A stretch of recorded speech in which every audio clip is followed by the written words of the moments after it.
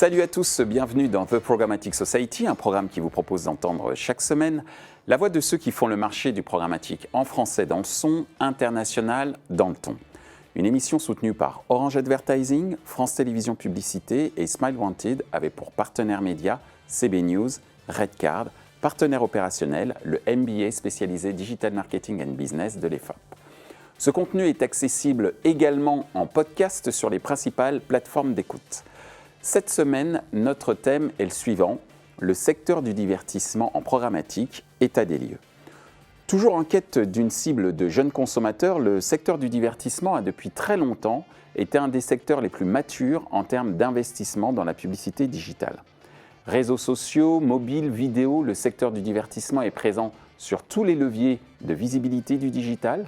Existe-t-il des caractéristiques propres au secteur divertissement dans le domaine du programmatique et de la data? Comment la data est exploitée par le secteur divertissement? Quels sont les critères de performance pour le secteur divertissement dans le cadre d'une campagne publicitaire digitale? Pour en discuter, Clarisse Maderne de SeedTag, Merav Grieger de Bird & Bird, Adrien Chabal de Webedia, Stéphane Bourse d'Orange Advertising. Bonjour à tous, bienvenue sur The Programmatic Society. Aujourd'hui, on va parler d'un secteur qui est certainement l'un des secteurs les plus matures dans le domaine de la publicité digitale, à savoir le secteur du divertissement. Et pour commencer, une première question. Existe-t-il des caractéristiques propres au secteur du divertissement dans le domaine du programmatique et de la data? On commence avec toi, Clarisse. Déjà, merci de me recevoir. Donc dans le secteur du divertissement, déjà, on est sur un secteur qui est en pleine croissance. C'est un secteur qui se porte bien, qui est extrêmement concurrentiel aussi et qui va nécessiter pour les annonceurs du divertissement, je pense notamment au gaming et aussi aux plateformes de télé à la demande, de vidéo à la demande, une grande connaissance de ses clients pour non seulement pouvoir les adresser correctement, mais aussi anticiper leurs demandes. C'est ce qu'on va voir notamment avec les plateformes de télé à la demande. Donc, c'est réellement connaître parfaitement les clients et c'est en ça qu'on va s'en servir après, nous, chez SeedTag notamment, dans nos activations médias.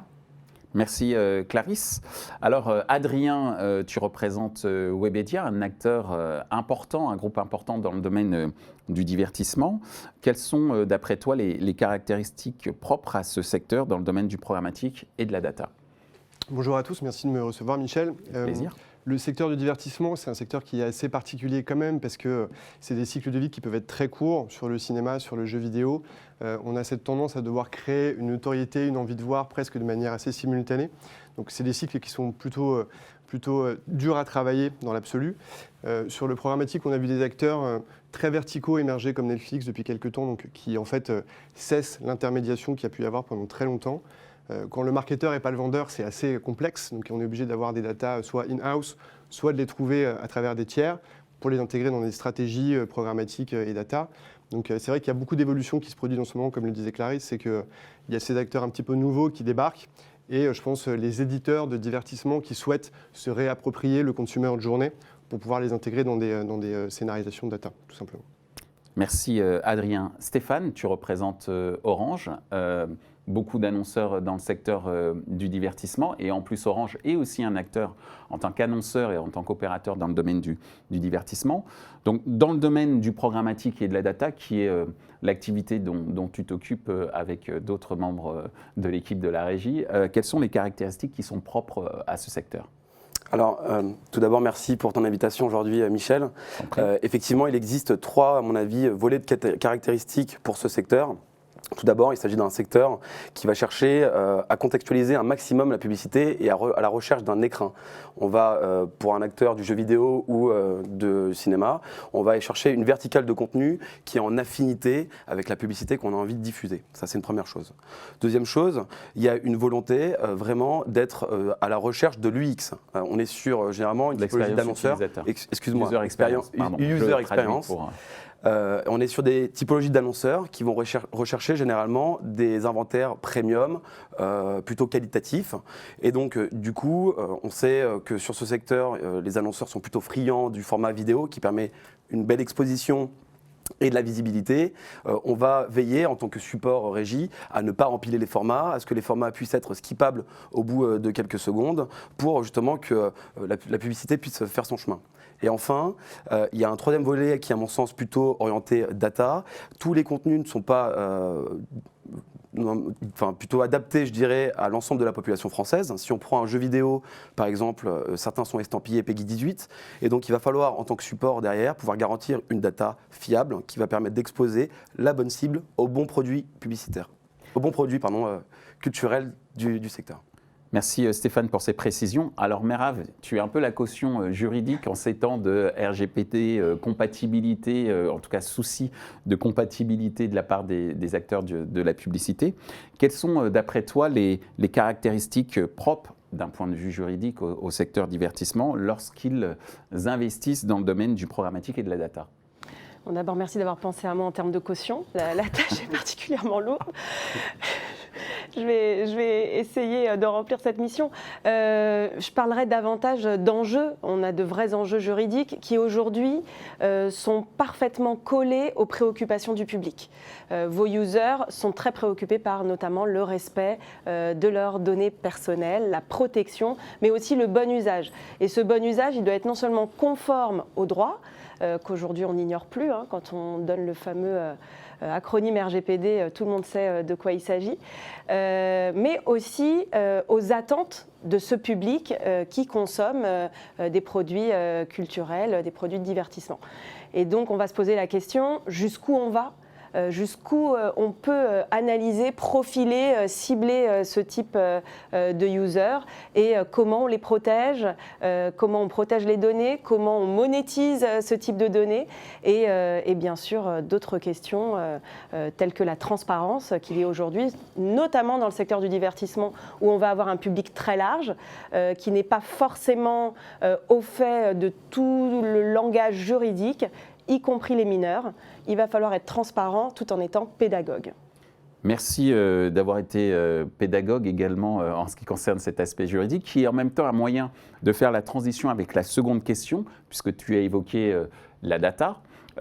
Question très importante, comment aujourd'hui la data est exploitée par le secteur divertissement ? Clarisse, chez SITAC par exemple.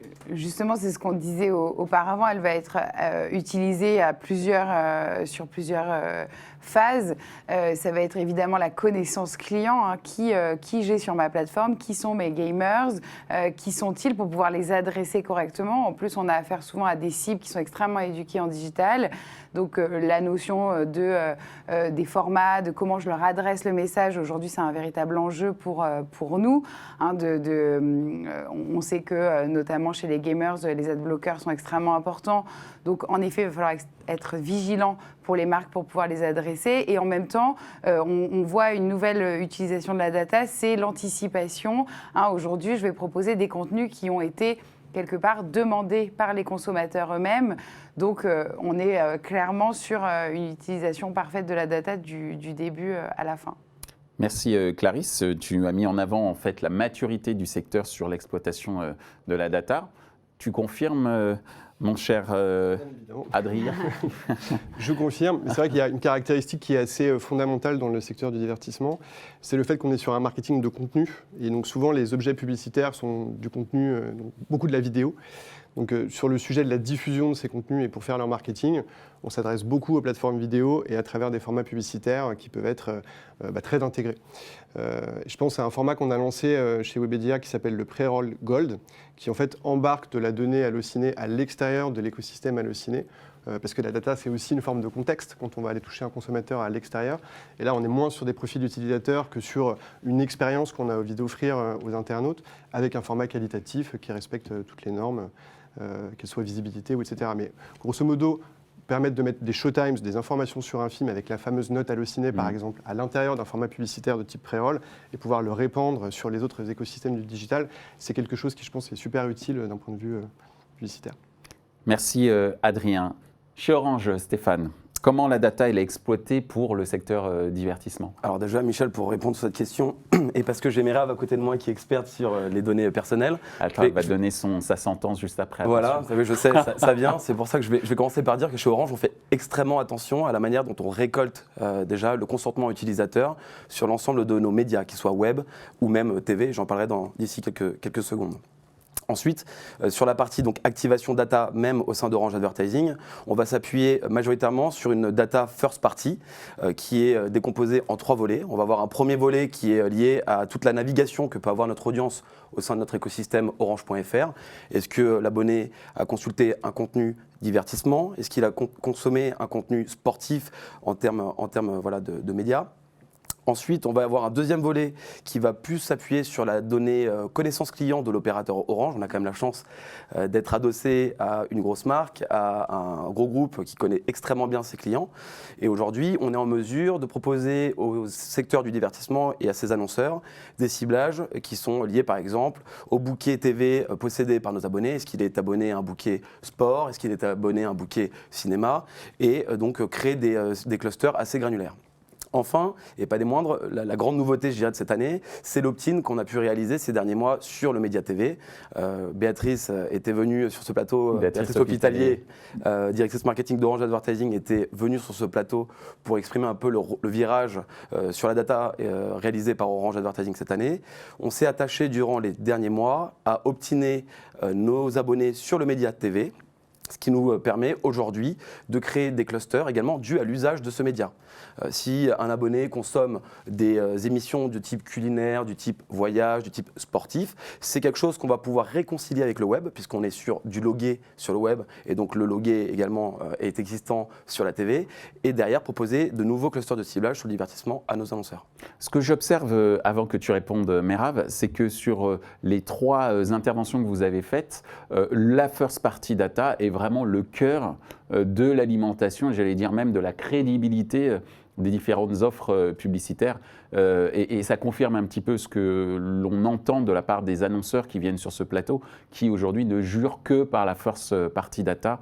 Message pour l'ensemble du marché publicitaire, pour dire que si vous n'y êtes pas, votre avenir est incertain. Je m'arrête là, mais Merab, justement, sur la data exploitée par le secteur du divertissement, quelle est ton observation d'un point de vue juridique? Alors, j'ai aimé l'expression au tout début de Stéphane de données, de data qualitative.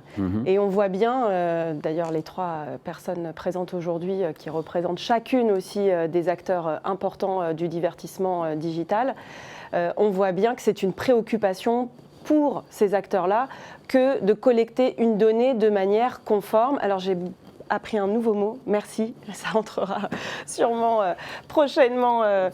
Voilà, ouais, optiné. Je crois qu'on l'a tous noté dans le langage commun. Copyright, Stéphane, pardon. Voilà. Parce que c'est vrai qu'on on est souvent très ennuyeux, nous les avocats, à dire il faut recueillir le consentement. Désormais, je dirais il faut optiner. Très joli. Mais on voit bien, mais oui, mais ce optiner, c'est symptomatique de cette préoccupation de conformité aussi légale, et on ne voit plus le légal comme un empêcheur de tourner en rond, aussi parce que l'opinion publique s'en préoccupe énormément. Mais ce que j'observe, c'est une véritable préoccupation et intégration dès le départ de l'enjeu juridique qui n'est plus vu comme un risque. Avant, on parlait de risque juridique, nous les avocats. Maintenant, on parle d'enjeu juridique parce que même plus peur. On va l'intégrer, on ne sait pas comment, on admet, quand je dis on, c'est vous, on voit bien, nos clients admettent que le droit est imparfait, qu'on va devoir composer avec, et c'est pourquoi on parle aujourd'hui de régulation, d'autorégulation, de co-régulation, parce que les acteurs pour lesquels le droit s'applique doivent être proactifs dans la création d'outils, de solutions qui permettent d'être conformes, je dirais parfois plus ou moins. On a pour exemple la réglementation sur les cookies qui a été endurcie dernièrement par des recommandations très fortes de la CNIL qui impose un opt-in et donc d'optiner de manière très claire, de recueillir absolument, de recueillir un consentement en bonne et due forme pour reprendre un jargon légal, mais qui finalement nous dit bon sur les modalités on s'en reparle début 2020. Donc on vous a fait peur et finalement on va essayer de trouver un arrangement pour que cette conformité soit praticable. Merci Merab. On en arrive à notre troisième question, avant-dernière question. Quels sont les critères de performance pour le secteur du divertissement dans le cadre d'une campagne publicitaire digitale? Clarisse. On va avoir clairement des KPI assez standards comme le reste du marché, du branding à la performance, vous les connaissez très bien. Pour autant, on va imbriquer aussi une notion de bruit médiatique et de bruit sur les réseaux sociaux qui va être extrêmement importante puisqu'il y a déjà la notion du pouvoir de recommandation. Évidemment, ça va être extrêmement important pour ce secteur-là d'être recommandé sur les réseaux sociaux, mais aussi par les journalistes. Nous, chez Citag, on va travailler beaucoup le bruit médiatique. Je vais aller repérer tous les articles qui vont traiter des sujets qui vont intéresser ma marque et pour pouvoir m'associer à ce contenu-là. Donc, on va aller un peu plus loin. C'est KPI standard et vraiment bruit média et social. Merci Clarisse. J'étais en train de prendre note de ce que tu me disais, puisqu'effectivement, cette notion de bruit médiatique, on l'entend d'un point de vue éditorial, mais pas beaucoup d'un point de vue publicitaire. C'est pour ça que je me suis empressé de le noter dans mon pense-bête. Adrien, chez Webedia, c'est quoi les critères de performance pour vous? J'allais dire à la fois d'un point de vue annonceur, tant d'un point de vue également fournisseur de solutions marketing pour les marques. Comme je le disais tout à l'heure, c'est un secteur, le divertissement, qui a longtemps été intermédié, qui l'est toujours par pas mal d'aspects. Donc, et qui en plus utilise beaucoup la vidéo dans son mix marketing et dans ses formats. Donc forcément, on est moins sur des logiques e-commerce avec la transformation, la conversion qui sont inhérentes aux scénarisations. Là, on est plus sur des KPI de branding pur, même si on tend vers une forme de transformation, parce qu'il y a de plus en plus d'acteurs qui partagent la data, ou aujourd'hui à travers le digital au global. D'ailleurs, on parle de plus en plus de brandformance. Oui, tout à fait. Donc, un bon mot encore. Il n'est pas de moi celui-là. Mais c'est vrai, mais c'est assez logique, c'est que il faut vraiment que le producteur, le marketeur arrive à avoir une notion sur la transformation réelle, parce que sinon il fait du marketing un peu dans le vide. Donc on est de plus en plus sur des KPI qui s'en approchent, soit parce que la transformation commence à être intégrée de plus en plus, soit parce qu'à travers des données comportementales ou d'usage, on arrive à s'en approcher via des proxys qui sont super efficaces. Et donc du coup, globalement pour un groupe comme Webedia, la stratégie de collecte et d'utilisation de la data, on a la chance d'avoir des sites qui vont parler aux passionnés, que ce soit sur le jeu vidéo, que ce soit sur le cinéma, les séries à travers jeuxvideo.com ou Allociné, qui sont des marques très fortes et qui du coup rebondissent un peu sur ce bruit médiatique que tu citais. J'ai appris un mot encore également. Mais on ne fait qu'apprendre des choses sur The Programmatic Society, en tout cas c'est le but. C'est vrai qu'on est suivi par l'Académie française. Ah, c'est vrai? Ça, je dis rien. Oh là là, c'est un scoop. Et Optiné, alors il faut qu'il passe. Bientôt dans le petit Robert. Mais effectivement, nous, on s'adresse aux communautés de passionnés. Donc, par définition, l'engagement va être très fort sur ce territoire-là et on va pouvoir enregistrer des signaux faibles avant-coureurs sur la sortie d'un film, la sortie d'un jeu vidéo, la sortie d'un spectacle vivant. Parce qu'il y a aussi une caractéristique fondamentale de ce secteur, c'est que le marketing se fait beaucoup en amont, en fait. Quand vous sortez un film, la majeure partie du marketing va se faire avant la sortie du film, parfois bien avant. Quand vous êtes un Disney, qui est une structure super intégrée, qui produit des licences, des expériences, des produits dérivés, ça se fait très longtemps en amont, tout ça. Donc avant de savoir comment le public va percevoir le produit culturel, ça va être beaucoup d'efforts marketing qui vont être déployés avec pas forcément de visibilité sur la transformation réelle et sur la perception qu'en aura le public. Donc voilà. Et pour terminer, chez Webedia, on a évidemment la plateforme programmatique TradeLab qui est intégrée au groupe et qui nous permet d'aller exploiter ces données en étant vraiment RGPD compliant, bien sûr, parce qu'on a toutes les plateformes de consentement et toute la traçabilité de la donnée, des informations, qui fait que c'est des données qui sont qualitatives d'une part, mais qui sont utilisées d'un point de vue légal de manière intelligente et conforme à la réglementation. Merci Adrien. Stéphane, donc les critères de performance pour ce secteur? Alors déjà, oui, beaucoup de choses ont été dites. Donc voilà, pour reprendre ce que disait Clarisse, effectivement, il y a un premier socle, à mon sens, qui est lié aux performances classiques des campagnes publicitaires digitales, complétion, couverture, interaction sur publicité. On va retrouver aussi, sur ce secteur, à mon avis, des caractéristiques de performance un peu plus spécifiques, du type nécessité d'avoir des insights, encore un anglicisme, vous allez me dire. Avoir une vision. Ouais, avoir plutôt une vision, je dirais, sur voilà, la performance du produit versus un autre au même moment. Par exemple, si je reprends un exemple au cinéma, on a souvent des sorties salles en même temps.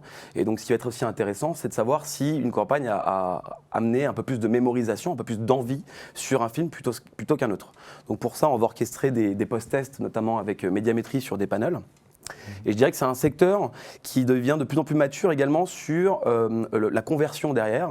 Et donc celle-ci, elle peut s'articuler de deux manières différentes. Soit on a une conversion qui est plutôt drive to store, où on va exposer publicitairement en fait un abonné chez nous Orange par exemple et regarder s'il va vraiment au cinéma ou dans une salle de spectacle après avoir eu vent de la publicité pour le secteur divertissement, ou tout simplement lié à l'achat. On va regarder ce qui se passe après une exposition d'un jeu vidéo sur une publicité par exemple sur le site de l'annonceur en termes de retail et en termes de vente. Voilà. Merci Stéphane. On peut parler de performance juridique, je ne sais pas si ça se tient, puisque là on parle de performance dans le cadre d'une campagne publicitaire. On a évoqué On peut saluer les efforts, oui. D'accord. Il y a encore pas mal de travail, mais ce travail est parfaitement lié au fait que la réglementation n'est pas adaptable à 100% à cet univers, à ce secteur, cet écosystème qui est évolutif et qui a davantage d'avance au regard du droit. Merci Merave. On en arrive à notre dernière question, qui est une question où à la fois vous êtes pour certains jugés partis, à savoir est-ce que l'offre publicitaire digitale est à la hauteur des attentes du secteur divertissement? Ton observation de la part des annonceurs, Clarisse, via ton activité chez SIGTAG? Mon observation, elle est, je pense qu'on essaye d'y répondre, en tout cas en amenant de la créativité, en essayant d'être, justement, de permettre aux annonceurs d'aller dans des environnements qui leur correspondent, etc. Pour autant, je pense que ce qu'ils vont faire en offline ou via d'autres leviers est bien plus impactant. Aujourd'hui, on a encore du travail à faire pour répondre à leurs enjeux, justement, en termes de créativité de nos formats, de ce qu'on peut proposer. Donc, on y travaille. Je trouve qu'on a encore une marge de progression, en tout cas. Par rapport au offline. C'est une remarque quand même assez intéressante et merci pour cette franchise. Adrien. Je pense qu'il y a eu beaucoup de progrès qui ont été réalisés quand même sur le secteur et quand on a des innovations formats, que ce soit des formats qui sont intégrés sur les sites dans certains contextes ou des créas, en fait on peut beaucoup jouer avec le DCO par exemple, on en a un peu parlé, mais c'est vrai que les créations digitales aujourd'hui… Donc DCO, Dynamic Creative Optimization. J'ai jamais su. Et voilà, comme je le disais, donc The Programmatic Society, on est là pour apprendre. Oui, Clarisse, juste tu pour veux ajouter intervenir. quelque chose, quand je parlais du offline, c'est quand on peut voir, si on peut citer des annonceurs, typiquement un Netflix qu'il est capable de faire justement en événements dans Paris ou à des sorties de séries, etc. Et évidemment, même si on va le relayer aujourd'hui en digital, on va s'efforcer de faire des formats extrêmement interactifs, attractifs, etc. C'est difficile de rivaliser par rapport à toute la créativité qui peut être faite. Une créativité orientée vers l'expérience. Vers l'expérience. De la cible visée, en fait. Exactement. Et ce qui est plus facile peut-être en offline, effectivement, quand on parle d'événements. Exactement. Le bruit est plus facile à faire, mais voilà. Merci Clarisse pour cette précision. Adrien, tu voulais continuer. On évoquait les formats interactifs et le DCO en fait vraiment partie. Je pense qu'on a plein de possibilités pour parler de divertissement. C'est vrai qu'on l'a peu dit ou rapidement.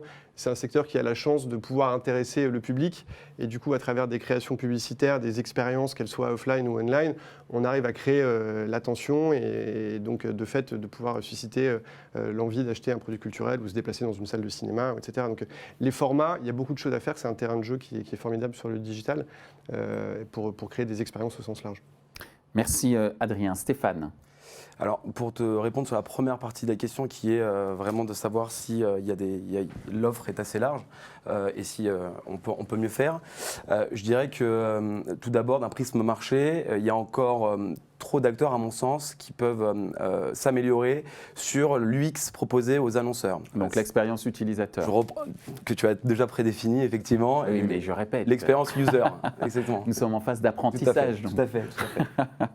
Et donc, du coup, sur cette expérience utilisateur, on voit, et là je vais peut-être pas me faire trop d'amis justement en exprimant ce point, mais on voit par exemple sur les acteurs de la catch-up TV qu'il y a encore trop de formats qui sont empilés et pour le secteur divertissement qui corrompt un peu justement cette expérience de l'audience. Donc je pense qu'on peut s'améliorer sur ce point-là.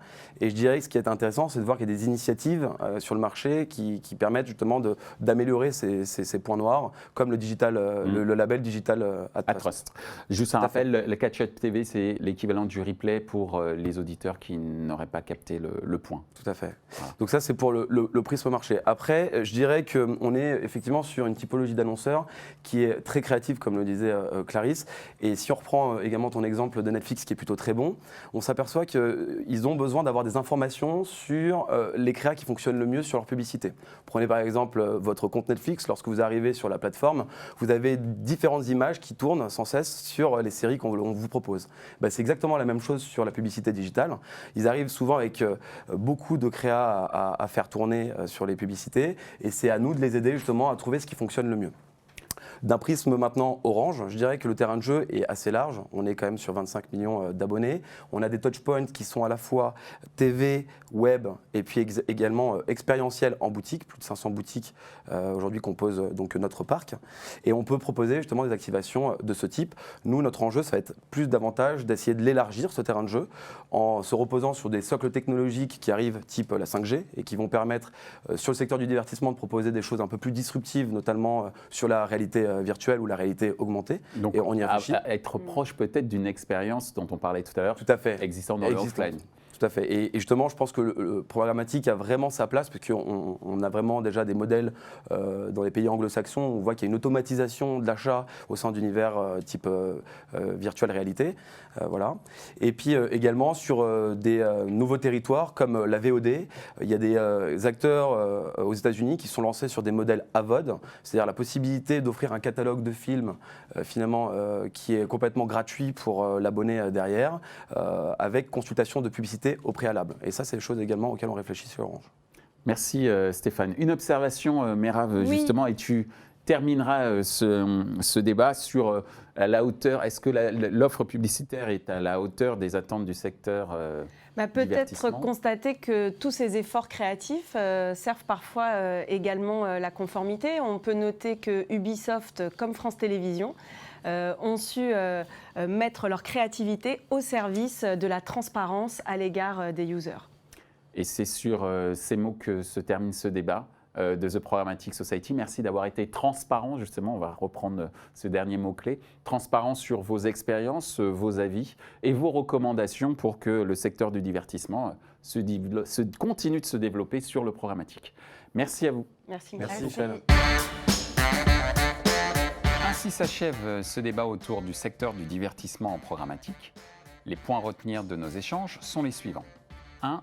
La data dite first party, c'est-à-dire la data qui appartient à l'éditeur, est le carburant de l'efficacité publicitaire et marketing du secteur divertissement. 2. La notion de bruit médiatique est un des indicateurs de performance du secteur divertissement au même titre que la notoriété ou la conversion. 3. L'offre publicitaire online doit encore faire des efforts pour espérer atteindre l'efficacité de certaines opérations offline qui enrichissent les expériences vécues par les cibles visées, comme par exemple une animation dans un lieu de vente. Retrouvez ce programme en podcast sur les principales plateformes d'écoute. Merci à Orange Advertising, Smile Wanted et France Télévisions Publicité pour leur soutien, ainsi que nos partenaires médias CB News Redcard et notre partenaire opérationnel, le MBA spécialisé Digital Marketing and Business de l'EFAP. Merci également à l'ensemble des équipes d'Atelier B pour la réalisation de ce programme. Traduction et sous-titrage par Uptown.